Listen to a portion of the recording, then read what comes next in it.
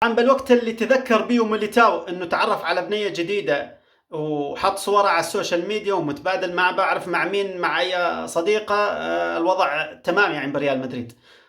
جماهير ريال مدريد نايمة على الموضوع خالص يعني بصراحة. مباراة قدمها ميليتاو من أسوأ المباريات له. ثاني شغلة لك حتى فالفيردي رجع له طابة يا رجل، ولا حياة لمن تنادي. قلت منه الله وكيلكم لو في بس يعني مهاجم ذكي وكان لاحق ميليتاو خالص يعني سلم المباراة انتهى 2-1. طبعا يعني حتى حرام لاس بالماس ما يطلع زاد بصراحة يعني فايز. تكلم عن مباراة يعني قدم بها ريال مدريد أداء سيء. نتكلم عن خط دفاع سيء، على تشاوميني سيء، على مبابي، على فينيسيوس، على حتى ابراهيم دياز اليوم قدم اداء سيء بصراحه. معاكم محمد بهاشتاج سبورت، اتمنى طبعا تدعمونا بشير ولايك واشتراك بالقناه لانه هذا الشيء راح يساعدنا لقدام. طبعا بصراحه يعني مباراه ما اعرف شيء ده، يعني انت اول ما تفتح التلفزيون تلاقي ها لسه الدقيقه 4 يا جماعه هدف. هو المشكله لو تدحجون على الهدف يعني 2 ضد 5 يا جماعه، 2 ضد 5. لاعبين فاتم لعيبه ريال مدريد.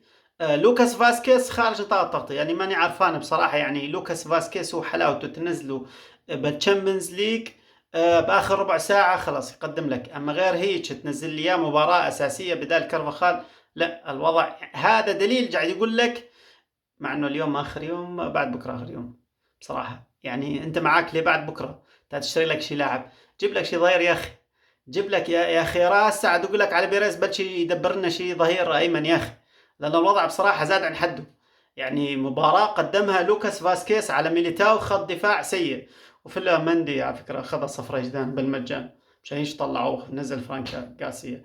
ولو انه غارسيا يعني هجوميا قدم اداء احسن بكثير يعني من مندي، كونه مندي دفاعيا كويس ولكن هجوميا ولا حياة لمن تداد. يعني متأكد انه كل جماهير ريال مدريد تجمع انه مندي بس يحب يرجع الطابة اللي ورا. طبعا صاحب يقول لك تمريرات، دقة تمريرة مندي فاقت دقة تمريرات توني كروز الموسم الماضي. جد يا جماعة بالاحصاء بس لي ورا.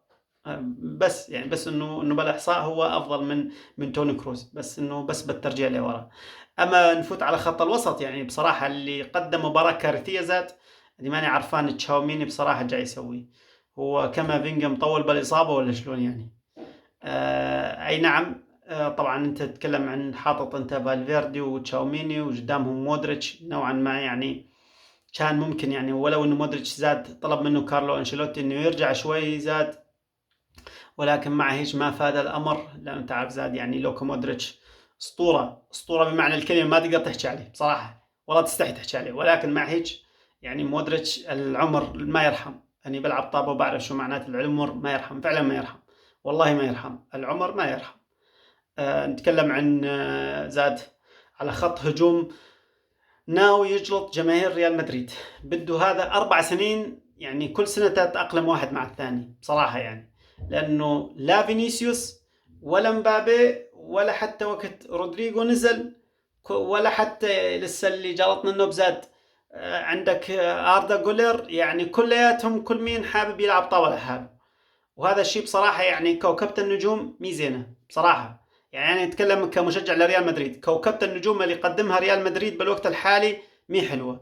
لأنه جد يعني قاعد تشوف أنت هذا يلعب لحاله وهذا يلعب لحاله وهذا يلعب لحاله، وعندك هنا مباراة وهنا مباراة، تحس يعني كل بين قاعد يلعب مباراة لحاله بصراحة. يعني شفنا أنانية كثيرة من فينيسيوس، أنانية كثيرة من مبابي، أنانية كثيرة من إبراهيم دياز. يعني حتى إبراهيم دياز يعني بالعادة وقت ينزل يقدم اداء يعني حيل ممتاز. بالنسبه لابراهيم دياز اليوم بصراحه يعني كونه اساسي ولعبه جناح ما تزبط. ابراهيم دياز لاعب بدك تنزله بخطه يعني يكون خلف المهاجمين، غير هيش ما تستفيد من ابراهيم دياز.